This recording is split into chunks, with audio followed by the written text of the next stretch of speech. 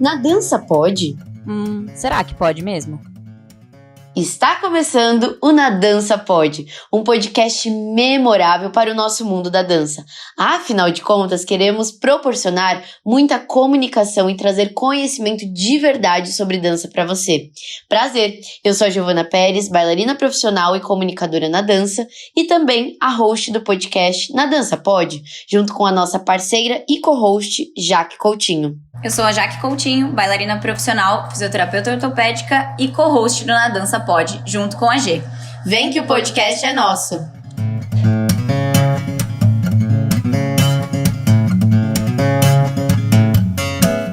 Damos início ao nosso queridinho quadro No Camarim, que tem como propósito trazer convidados do mundo da dança para esclarecer temáticas provocativas e até mesmo mais polêmicas, mas extremamente necessárias a serem faladas e refletidas para estarmos melhorando nossos conceitos e opiniões no mundo da dança.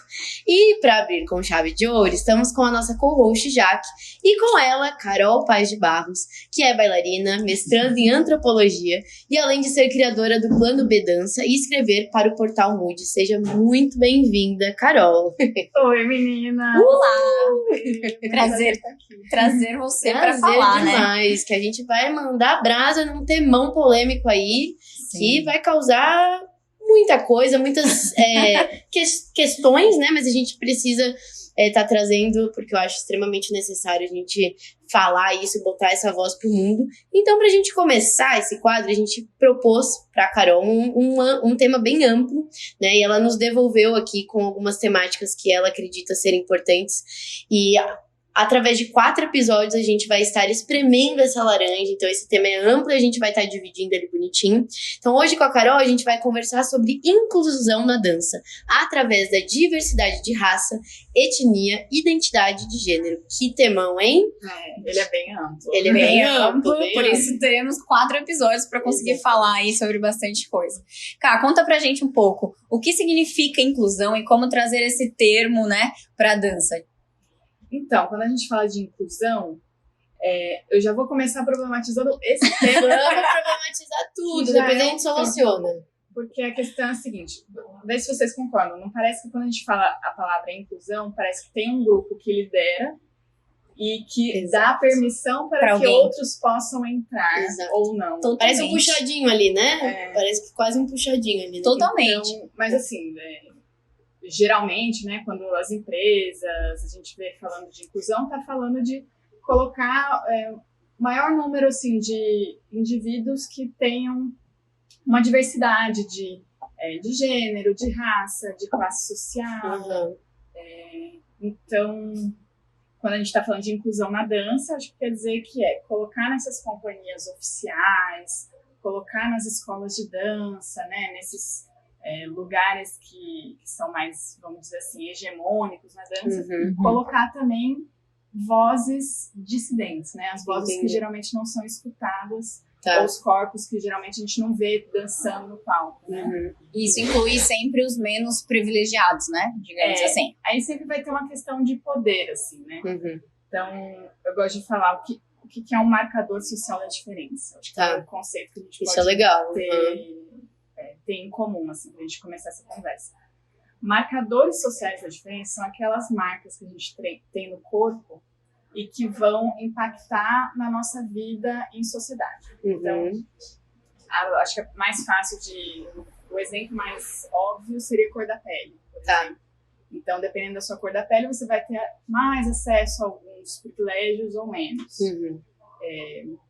Na dança, a gente pode falar de gordura corporal, né? Sim. O tamanho do corpo, volume do corpo, idade, gênero. Então, esses são os marcadores sociais da diferença, né? Coisas que geram a diferença entre a gente, numa sociedade. E como você acredita que a diversidade racial e étnica afeta a dança como forma de arte, então? Como esses marcadores, né? Esses marcadores sociais impactam diretamente na arte, no todo. Vamos falar então dos marcadores em geral, né? Não só da raça. Sim. Eu acho que, por exemplo, vamos pegar essa conversa que a gente está tendo aqui. os debates, eles ficam interessantes porque eu tenho uma visão, porque eu tive uma vida diferente de vocês, a Jaque vem ali da fisioterapia, você teve a sua trajetória, você ficou um tempo fora, então por causa das nossas diferenças, a gente consegue construir uma coisa muito legal. Entendi. Então acho que o mesmo se aplica à dança, assim, se a gente está falando de arte, se são corpos todos iguais, com a mesma trajetória, com a mesma visão de vida, né? Tudo igual, né? É tudo igual. Então, eu acho que o benefício seria você trazer para o público uma diversidade de jeitos de encarar a vida, sabe? Eu acho que é muito importante. Se a gente falasse de uma forma de impacto negativa, seria então essa questão de, tipo, chata da coisa de visão, de ser uma coisa a mesmice ou uma coisa homogênea, o que de fato não é, porque somos seres diferentes, né, Carol? Sim. E aí pessoas que trabalham muito, têm uma técnica incrível, que não sei o quê, às vezes elas não têm a oportunidade de mostrar isso, porque elas esbarram nessa barreira. Entendi. Uma barreira que dificulta a entrada para qualquer coisa, independente se você trabalha muito ou se é muito bom ou não. Aí não entra a questão do mérito, né? Entendi. Vira uma questão de discriminação. Sim. Né? Que é bem bizarra, digamos, de passagem. Exatamente. Diga-se de passagem. Boa, Ká. E quais são os desafios, né, enfrentados por esses artistas da dança que batem de frente com essa barreira e o que eles têm que trazer para conseguir ter mais emprego ou entrar nesse meio, Mais né? oportunidades. Eu acho que a gente pode falar dos dois lados da moeda, né? Tá. Os artistas que enfrentam essas barreiras E aquelas instituições e artistas que estão impondo essas barreiras. Tá. Né? Então, vamos começar com o primeiro. Tenha paciência, tenha perseverança. Exatamente. Saiba o seu valor, sabe? Não ceda para querer agradar os outros. Acho que isso tudo é um processo que cada um vai descobrir. Você sente diferença pós-pandemia? Algo mudou, assim? As pessoas estão mais persistentes em relação a isso? Pós-pandemia que casou com aquele episódio do George Floyd nos Estados Unidos. Verdade. O assassinato que começou Black Lives Matter. Eu acho que eu acho que de uns anos pra cá, 2010 pra cá, já tava começando a discutir essas coisas na dança. A gente via a Misty Copeland. Eu não acho que talvez seja até legal depois pesquisar qual foi o ano que ela foi promovida, né, pra primeira bailarina. Tá. Que eu acho que isso já a Ingrid também teve isso. Foi bem nesse meio pandemia, é verdade. Sim. E a meia calça. E aí eu acho que começou de uns 10 anos pra cá a cada vez mais gradualmente discutir mais sobre isso. E eu vi que as pessoas começaram a questionar também, assim, por que não tem isso? Para as marcas, né? Para os grandes lugares. Por que não tem? Cadê? Mas tem gente fazendo isso. Por que não estão aqui? Sim, e aí que começou a trazer, e realmente eu digo até 5 anos pra cá, nem 10. Aí eu acho que a cobrança e a pressão da mídia mesmo, acho que é importante, né? Então acho que a gente fazendo esse podcast já pode ser uma cutucadora. Tem que existir. Exato. Pensar também que quando a gente fala de maioria das companhias de dança, né? Ou elas são públicas ou elas dependem de incentivos, né? Leis de incentivo. Então significa que elas têm que cumprir uma política. E se é política, então a gente também pode cobrar e né, tem espaço para negociar. Então acho que vem aí também desses órgãos que financiam, né, essas companhias, de garantir que tenha essa diversidade. Eu acho que vem desse outro lado da moeda, Kátia, interrompendo, da instituição que impõe tudo isso e tal. Eu vi um grande movimento, pelo menos fora do país, que acabei de voltar recentemente da Europa, mas as companhias, assim, implementando muito, sabe? Esse olhar mais cuidadoso de como fazer a política de inclusão, quais palavras, até mesmo usar os termos contratuais e etc., que eu acho muito bacana. E assim, não são instituições pequenas, são instituições grandes e conhecidas ao redor do mundo. Então, quando eu vejo isso, eu vejo esperança. Sim. Eu vejo de tipo, tá acontecendo ali um movimento, né? Então, eu não sei como bem está aqui no Brasil toda essa questão, por isso que eu até quero o seu parecer, né, nas instituições principalmente, mas fora do país, em quesito Europa, eu vejo já um grande movimento positivo para que algo seja mudado, óbvio, né, com um processo de tempo ali, mas a semente está sendo plantada, pelo menos. Que legal saber disso. Eu ia até te perguntar, porque eu queria saber a mesma coisa. Como é lá fora, né? Tipo o NDT, por exemplo. Vou falar na lata lá. O NDT, tipo, eu fui pra lá, eu fiquei de cara, assim, como eles levam essa política muito a sério. Muito a sério. Tipo assim, aqui não existe discriminação. Aqui não existe o incluir desincluindo, sabe? Que é essa coisa, né? Parece que é um puxadinho ali no grupo. Não, e às vezes eu vejo que tem até assim, estamos contratando você porque você é assim. Tipo, não porque você tem mérito para estar aqui. Isso é legal. Muito. É o que eu vejo principal, assim, de falar, vamos então fazer uma inclusão, e aí, contratamos pessoas XYZ, mas porque é XYZ, não porque você é bom o suficiente para estar ali. Sim. Eu acho que um problema disso vou incluir porque a mídia tá me cobrando, porque eu quero tirar foto, eu quero sair no jornal, e quero sair falar que tá tudo bem. Dizer que tá tudo bem, mas eu não crio transformações de verdade lá dentro. Exato. Então, assim, vou contratar um elenco de pessoas negras para fazer tal balé. Mas como é que é o contrato dessas pessoas? É um contrato temporário? Quanto que elas estão recebendo? Exatamente. Ou você tá explorando a mídia? Exatamente. Uma sair bem na vontade fita. da pessoa, porque a pessoa quer muito trabalhar, lógico, todo mundo quer. Então, você usa isso, um bailarino jovem que tá começando, dá um salarinho, assim, meio que merreca, e você ainda, né, vende uma imagem de que você tá sendo inclusivo. Eu acho que isso, assim, a gente tá evoluindo para ter representatividade, né, ter essas pessoas nessas companhias, mas também tem um próximo passo, que é como é que é a transformação real, sabe? Como isso está na rotina? Sim. Como é que você ouve todos os bailarinos, todas as suas questões? Como esses bailarinos estão se colocando? Sim. Estão sendo respeitados ou estão sendo usados? Sabe? Exato. Sim. Eu falo muito uma experiência que eu tive logo quando eu cheguei, assim, na Alemanha, sem citar nomes, né, com todo respeito, mas culturais. Por exemplo, eu tinha cortado meu cabelo curto do jeito que eu tenho hoje, e fui julgada pelo meu cabelo. Porque, tipo assim, como assim você cortou o cabelo sem pedir autorização? Tipo assim, meio que eu estava deixando de representar a figura mulher pra aquela tal pessoa só porque eu tinha cortado meu cabelo. Então, hoje eu já vejo uma representatividade, até mesmo de identidade, de você ter uma liberdade de criar uma identidade muito maior do que quando eu cheguei. Então, quando eu saí, por exemplo, agora que eu encerrei o ciclo, eu já via, tipo, os diretores, as pessoas que estavam à frente ali da companhia de dança, o meu amigo tem um cabelo Black Power, ele vai dançar com o cabelo Black Power, a coreografia, seja ela clássica, porque é isso, sabe? Ou então, como fazer de uma forma que não desrepresente ele. Né? De questão étnica, questão de raça. Então eu já vejo esse movimento que eu falo muito legal, de aceitação e de, tipo assim, ter a representatividade presente dentro dessas instituições. E eu acho que na dança clássica é pior.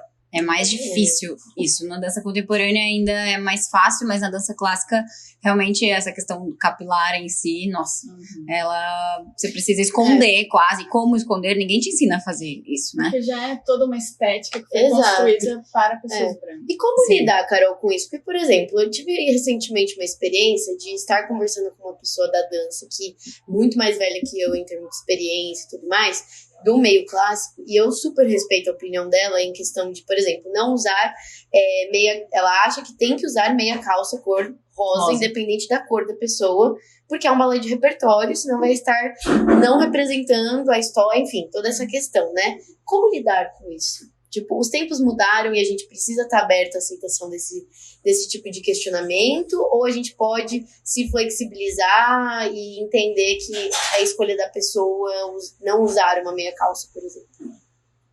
Isso é... Eu acho que assim, a gente vai ter que enfrentar um desafio que também não é só administrativo, né? Vou contratar XYZ. Sim. Mas eu acho que também é estético. Eu vou ter que repensar essa estética, vou ter que repensar essa técnica, talvez. Uma técnica que, sei lá, uma quinta overcrossed. Não sei se a gente... sei lá, se cabe. Então, é o desafio, assim, de repensar como arte mesmo. Mas eu acho que sempre a gente vê, assim, exemplos muito bonitos. Eu posso citar um exemplo positivo, que é o Quebra-Nozes que teve da São Paulo. Da São Paulo. Sim. Foi a Márcia Aide, que você via diferentes cabelos, diferentes cores. Foi fantástico, foi bem legal. Nesse sentido, eu achei que não ficou tão forçado, tipo, não era uma coisa meio, tô lacrando. Escancarada, né? Mas foi, tipo, soluções sutis. Tem um site também que é uma página no Instagram e um site que é Final Bow to Yellowface, que são as duas pessoas que fundaram, são dos Estados Unidos, eu esqueci os nomes, mas são bailarinos asiáticos. Tá. E aí eles propõem uma série de mudanças que você pode fazer em vários balés de repertório que tiram a parte, tipo assim, racista. Desses balés. Então, sei lá, tem o Petrushka, que tem... A história, eu acho que são 3 personagens, né? Mas um deles é um mouro que meio que abusa da menina. E aí o cara vai lá e mata ele. Essa é a historinha. Mas, tipo, no fim a gente tá falando de um homem negro sendo retratado como um assassino selvagem, ele vai matar a menina e ele é negro. Também tem isso, Sim. né?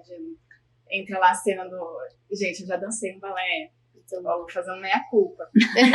Lá vai a Dero que pintou os meninos de blackface. Porque o Bolshoi pinta. Então, esses lugares que a gente tem que tomar um pouco de cuidado, né? Assim, existem lugares que cabem. Por exemplo, né, esse caso que eu contei da meia calça. Eu não vi problema nenhum da menina não estar usando a meia calça e querer assumir o tom de cor da pele dela. Até porque a meia calça veio pra ser da cor da sua pele. Então, mas de acordo com ela, não, entendeu? De acordo com a época que o balé foi feito, não. Mas, por exemplo, a mulher tava dançando Diana. Diana é uma coisa mais selvagem, Diana é uma coisa mais pele e tal. Falei, mas eu não... Ela é uma caçadora, vai estar de Exato, eu falei, tá tudo bem. Agora, se fosse uma coisa mais, né, corte, um balé branco, como as pessoas adoram falar, aí até poderia tentar entender, mas mesmo assim, não sei, né? E aí, de novo, né, eu acho que também as gerações vão batendo as opiniões diferentes, as diferenças vão surgindo, mas eu acho que é bem dentro disso que a Carol tava falando, que é importante a gente saber em qual lugar que tá sendo feito isso, né, qual é o momento e tal, pra gente também não... Exato. E, Cá, você, assim, quais seriam as barreiras hoje, né, que nos impedem de ter essa inclusão de artistas no meio da dança de diferentes origens étnicas, né, vamos dizer assim? Tem a ver com esses marcadores que você falou, talvez? Ou mais alguma coisa que você possa... eu acho que, assim, processo seletivo. Acho, a gente fala, né, nas universidades, por exemplo, já teve super esse debate, que eu acho que já tá até superado, que é da necessidade das cotas. Hoje em dia, a gente vê que, nossa, realmente era muito necessário e fez total diferença. Assim, está fazendo. Sim. E a gente vai ver daqui uma década essas pessoas no mercado de trabalho, né, vai ter uma mudança de fato. Assim. Então, eu não sei, estou pensando alto também. Será que faz sentido pensar em uma política de cotas, de ações afirmativas? Porque às vezes a gente vai nas audições, a gente vê que tem essa busca, esse interesse, só que não está transparente para ninguém que está participando. Exatamente. E já emendando, então, como que você acredita que esses coreógrafos ou os diretores podem deixar mais claro essa questão, né, da inclusão racial e étnica, da questão da representatividade, tudo isso que a gente vem tocando?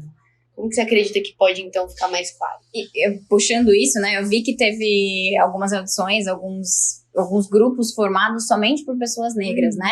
Teve até apresentações. E, gente, foi muito legal ver a quantidade de amigos nossos, né? Eu tive diversos amigos que estavam dentro dessa companhia e que, como eu sou uma pessoa que realmente não sou racista nem nada do tipo, quando eu dançava com essas pessoas, eu nem percebia. Porque pra mim são pessoas, né? Exato. E aí, quando eu vi essa companhia formada, eu vi praticamente todas as pessoas que dançavam comigo dentro dessa companhia. E eu falei assim, gente, que demais que essa pessoa fez. Eu não sei quem foi o diretor dessa companhia, mas, nossa, fantástico, foi incrível. E eu vi diversos amigos meus que, infelizmente, assim, né, têm algumas dificuldades financeiras maiores, tendo uma mega oportunidade de trabalho. E a maioria deles que estavam nessa companhia saíram de lá e continuaram dançando em outros lugares, porque parece que teve uma visibilidade muito maior. Olha só. Então. Muito maior, porque eles estavam todos juntos, assim, do que ser só mais um negro dentro de um lugar, sabe? Não, eram vários juntos falando sobre isso e o tempo todo escancarando sobre isso. Totalmente. E como que, de repente, isso poderia ser incluído de uma forma... Eu nem sei se é o termo usado normal dentro de qualquer audição. Que não precisasse criar um grupo para específico cor de pele, enfim, para ser mais, sei lá, oportuno para eles, mas que eles pudessem ter oportunidade em qualquer tipo de audição, né? Eu acho que, bom, a gente abriu um leque gigante. Eu acho que ainda é necessário ter esses grupos, porque é uma força, assim, de... Foi isso que eu percebi. Porque é isso, a gente tá aqui... pra quem tá ouvindo, né? É bom descrever, né? Porque isso. Vocês estão vendo a gente.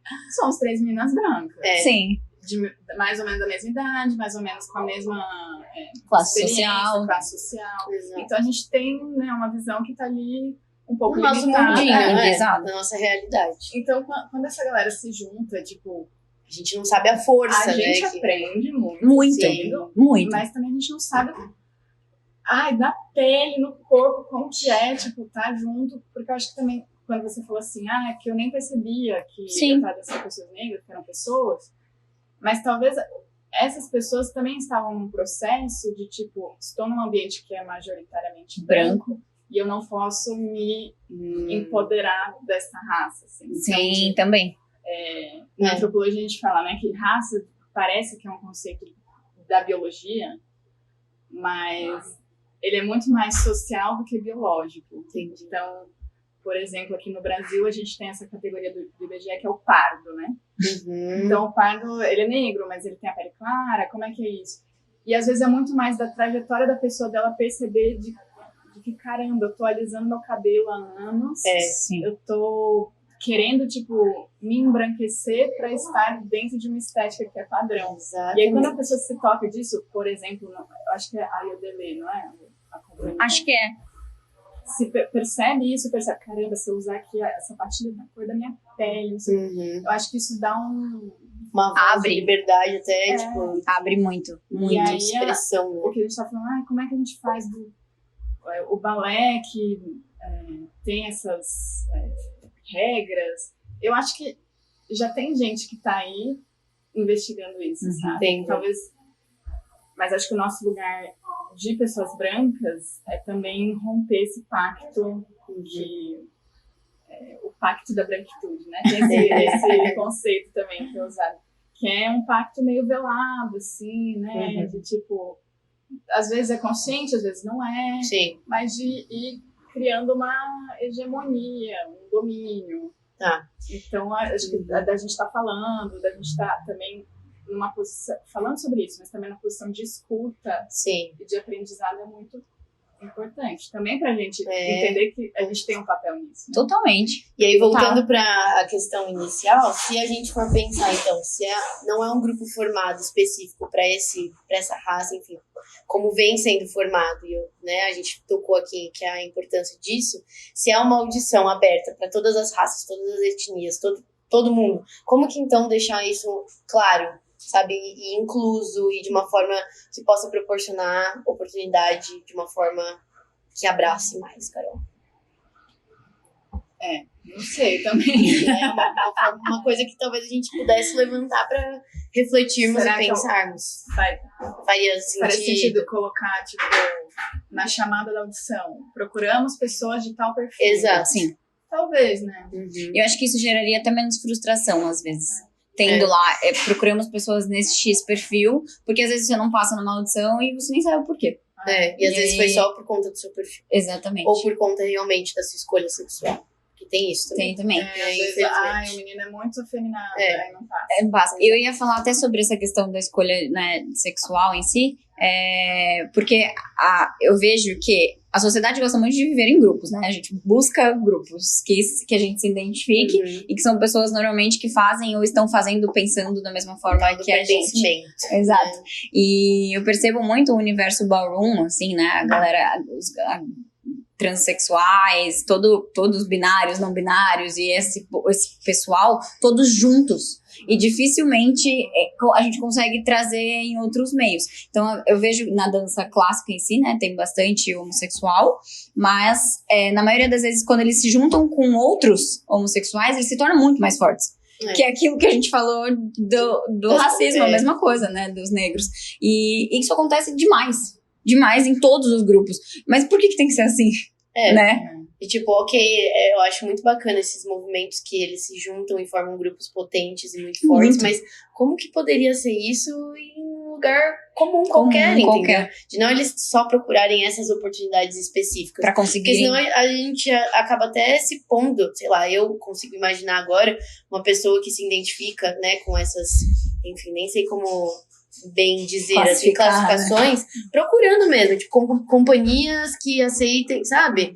E eu já vi dentro de companhias... É esse incômodo que eu me coloco no lugar da pessoa, totalmente. Sabe? E eu já vi dentro de companhias, assim, não seja tão bichinha nesse personagem. Porque você tem que ser menos você. Tipo, tirando totalmente a identidade daquela pessoa, assim. Não, nessa hora aqui, você tem que ser mais homem. Tipo, não é assim. Isso é legal de pensar. Então, como que a identidade de gênero pode afetar a participação da dança? Eu acho que pro balé, dança contemporânea... Menos, mas pro balé é 100%, assim. Agora eu posso falar que eu tenho do meu mestrado, né? Olha! Eu tava pegando pontos aqui, coisas que eu já ouvi falar, que eu já estudei, mas agora realmente é o que eu gosto, assim, de mergulhar e de pensar a respeito.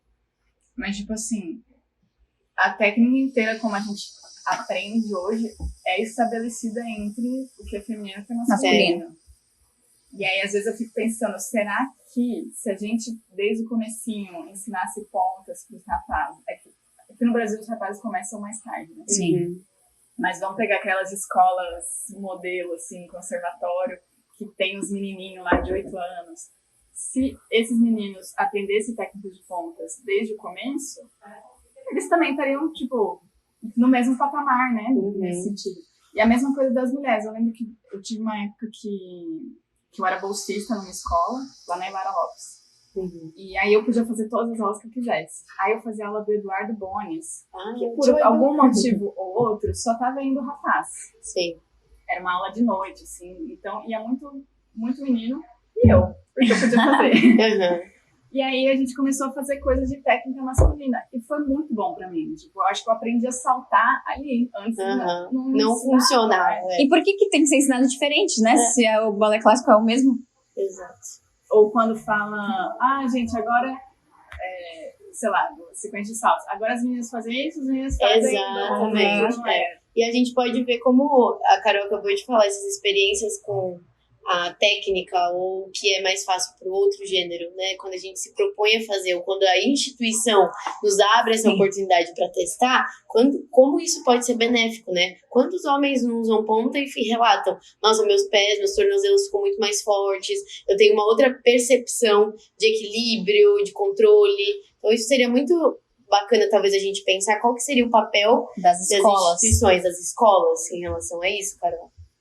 Eu acho que assim, primeiro é mudar o vocabulário. Eu não lembro onde que eu vi isso. Eu acho que é o PNB, aquela companhia dos Estados Unidos, que sim.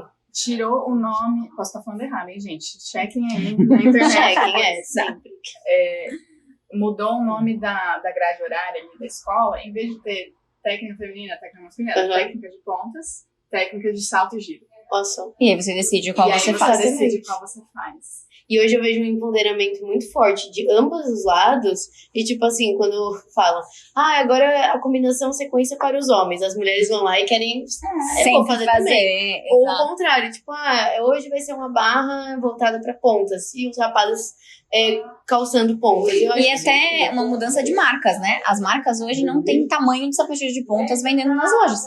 Os rapazes não conseguem nem saber que tamanho que eles vão usar pra conseguir provar uma sapatilha de ponta pra encomendar, sei lá, né? Exatamente. Então isso já nem tem aqui no Brasil, não tem. A gente sempre sabe que tem que encomendar em todas as lojas. Então talvez esse vocabulário e a comunicação seja um bom caminho pra gente começar a repensar, né, nessa questão toda como então é possível, né, trazer caminhos mais inclusos, mais acolhedores.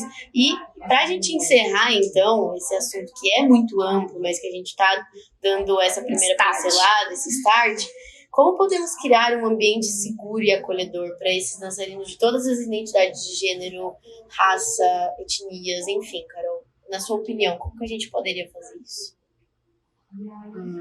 Institucionalmente, acho que é muito importante ter uma comissão, um comitê de ética separado, independente. Porque eu falo isso de um exemplo que eu ouvi numa orquestra. Tá. Eu não vou falar qual, mas era um cara que vivia, assim, cometendo uma série de crimes de ódio. Mas ele era uma pessoa de prestígio e tal, e a galera passava pano pra ele, passava pano. Quando conseguiram instaurar uma comissão de ética separada, essa comissão de ética não passava pano pra ele. Não passava pano, porque não tinha interesse em passar pano. Comissão de ética, a tarefa é garantir que a ética. Exatamente. Não que a pessoa toque bem ou toque mal. Então, acho que a mesma coisa pra dança faria muito sentido. Sabe o que eu vi lá fora do país? Esse comitê, esse grupo sendo formado pelos próprios, por exemplo, os bailarinos. Sim. Sabe? Não alguém de fora, porque o próprio bailarino é o que vai entender aquela dor. Que sofre. Entender aquela necessidade. Então, por exemplo, de novo, voltando no exemplo da NDT, é exatamente assim que acontece. Eles são o próprio comitê. Então, tipo assim, realmente não passa nada. Isso é legal. Né? Então, e eu acho que outra coisa a gente tá falando do elenco, mas também tem a pessoa que vai criar, o figurino, a pessoa que vai dirigir. Então, isso também, isso que a gente tá falando, né, de trazer visões de mundo diferentes, eu acho que é a mesma coisa. Sim, exato. Com certeza. Inclusive, essa temática de inclusão em elenco e etc. vai ser pauta para nossa segunda temática aqui com a Carol. Então, vamos agradecer a participação de todo mundo que vai estar nos ouvindo. E você, Carol, por estar aqui com a gente. E pra galera aí continuar conferindo, que são 4 temáticas, 4 episódios, na verdade, sobre essa temática de inclusão. E a gente volta, então, para o próximo episódio. Muito obrigada pela participação. Muito obrigada, Ká. Muito bom falar sobre isso com alguém que tem propriedade de fala para conseguir falar, né, sobre esse assunto. Vamos gerar mais assunto e reflexão. Valeu, gente. Até o próximo episódio.